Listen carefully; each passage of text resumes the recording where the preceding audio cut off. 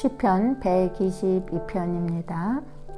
사람이 내게 말하기를 여호와의 집에 올라가자 할 때 내가 기뻐하였도다. 예루살렘아, 우리 발이 내 성문 안에 섰도다. 예루살렘아, 너는 잘 짜여진 성읍과 같이 건설되었도다. 지파들 곧 여호와의 지파들이 여호와의 이름에 감사하고 이스라엘의 전례대로 그리로 올라가는도다. 거기에 심판의 보좌를 두셨으니 곧 다윗의 집의 보좌로다. 예루살렘을 위하여 평안을 구하라. 예루살렘을 사랑하는 자는 형통하리로다. 내 성 안에 평안이 있고 내 궁중에는 형통함이 있을지어다. 내가 내 형제와 친구를 위하여 이제 말하리라. 내 가운데서 평안이 있을지어다. 여호와 우리 하나님의 집을 위하여 내가 너를 위하여 복을 구하리로다. 아멘. 성전을 사랑하는 자, 하나님의 성전을 향해 올라가는 자의 기쁨의 노래와 그 성을 사모하는 자들이 받게 되는 여호와 하나님의 축복을 노래하고 기록하고 있습니다. 첫 번째로 예배를 드리는 즐거움입니다. 다윗과 경건한 이스라엘의 사람들은 공적인 예배를 드리려고 하나님의 성전에 올라가자는 말을 가장 기뻐했다고 말합니다. 은혜를 기다리며 예배 때마다 임재하신 하나님의 능력을 또 기대하면서 예루살렘 성전으로 향하는 발걸음은 그 예배를 드리는 것이 무거운 발걸음이 아니라 기쁨으로 설레였습니다. 왜냐하면 하나님은 예배 가운데 늘 예배를 받으시고 우리에게 축복의 선물을 허락하시기 때문입니다. 두 번째로 성전을 축복함이 6절로 9절에 기록하고 있습니다. 시인은 하나님의 집과 하나님의 백성을 위해서 평강과 형통을 비는 기도를 드렸습니다.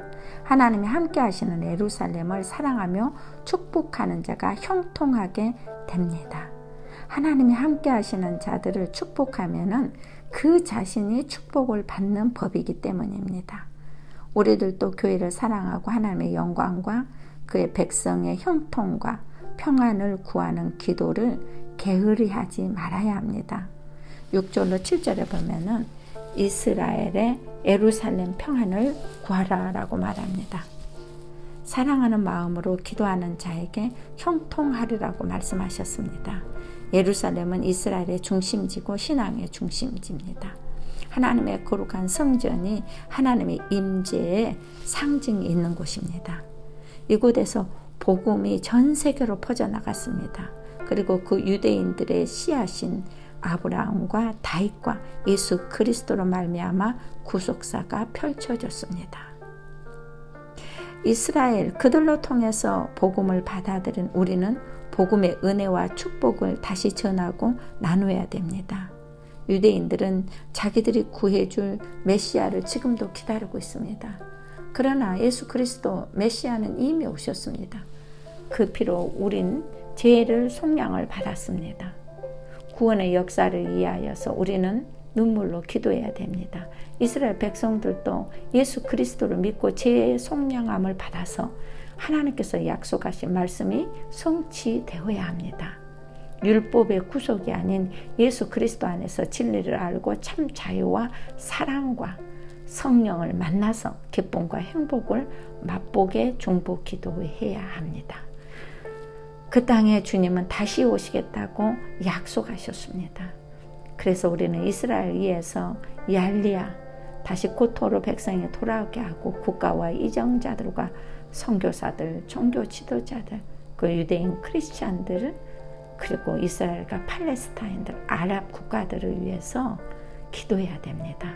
하나님이 이스라엘을 통해서 마지막 시대의 소명을 이루시고 예수 그리스도께서는 재림하실 때 바로 이스라엘 예루살렘의 갈람산 동편에서 올라가실 때 그대로 내려오시겠다고 약속했기 때문에 성도의 소망입니다. 소망이 이루기 위해서는 기도해야 합니다.